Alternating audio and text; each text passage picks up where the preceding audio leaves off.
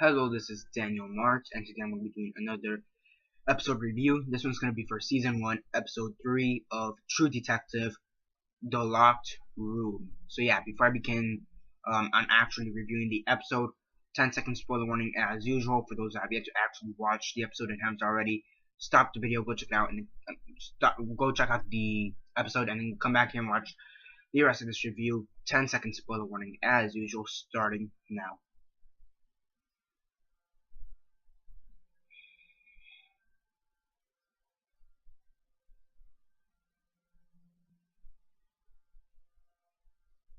Okay, so 10 seconds are up. So for those that have yet to actually watch the episode and haven't already, please don't comment down below or be messaging me that never gave you a fair warning, because as usual I did. So yeah, episode 3, season 1 of True Detective, Detectives, The Locked Room. What did I think of it? As usual, quick synopsis, likes and dislikes, and then the rate.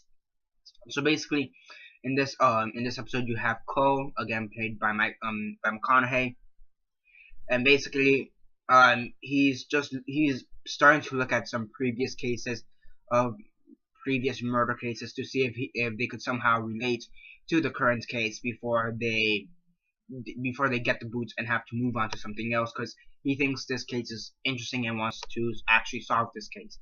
And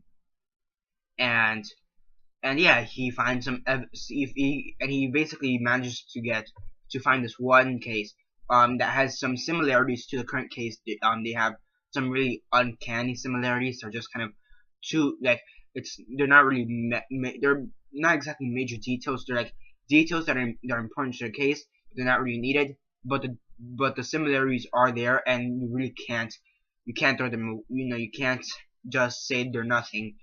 So these similarities more or less give a break into the current case they have. Hart, played by Woody Harrelson, he's kind of wary about this. Should they? Because then again, he doesn't really know. But he goes on with Matthew McConaughey, his character, and just goes on with it. It turns out that the evidence, or that the previous case that has similarities to this case, helped them in their current case, and now they have possible suspect and some possible evidence. So yeah, you also have Hart, and it seems like his wife is starting to find out that he did cheat on her, or something like that, or something similar to that. So that's pretty interesting. And yeah, and then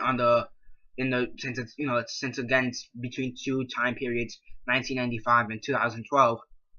And during the 2012 timeline, you just have the two detectives basically explaining their side of the story and their experiences to these other two detectives. So yeah, it makes perfect sense. Overall, it was actually a pretty good episode so far.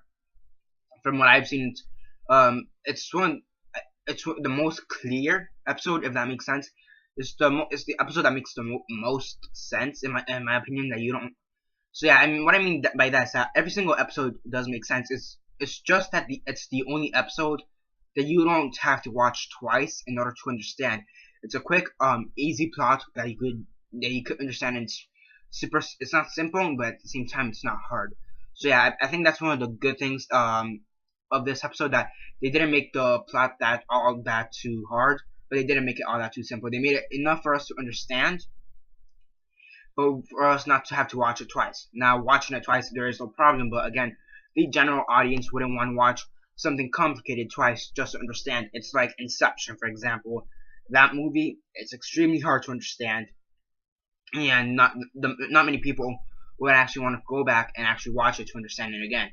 So so yeah, I mean, and that is one of the faults of Inception, that you need to watch it multiple times to understand. And in the previous two episodes, that in a sense was one of its faults, that you sometimes have to watch it one or two times just to understand what it actually means.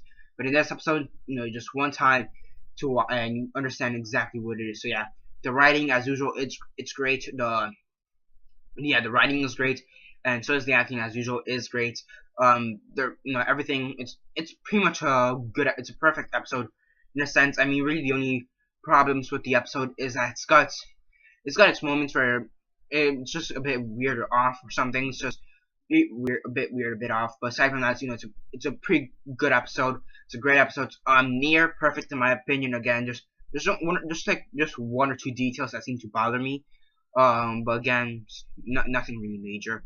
On a scale of 1 to 10, 1 being the worst, 10 being the best, and 6 being decent, I give it a 9.5 out of 10. It's a pretty great episode. And yeah, that's basically it for this review. Subscribe if you're not already subscribed. I do movie reviews, TV show reviews, and comic book reviews. For this season of TV show reviews, I'm gonna be reviewing Gotham, Scorpion, Flash, Arrow, Constantine, and I'm also gonna catch up on True Detective.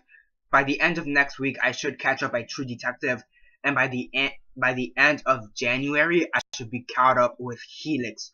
And yeah, Helix. I reviewed the first 3 episodes of Helix last year. Then something happened with my cable, so I never was able to watch the rest of the series. But now that I have the cable all sorted out a year later, I'm gonna watch every single episode.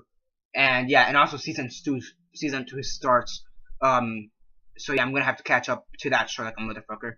So yeah, and I'm also gonna be reviewing Agent Carter. So yeah, that's basically it for now. Subscribe, comment down below on your thoughts on the episode.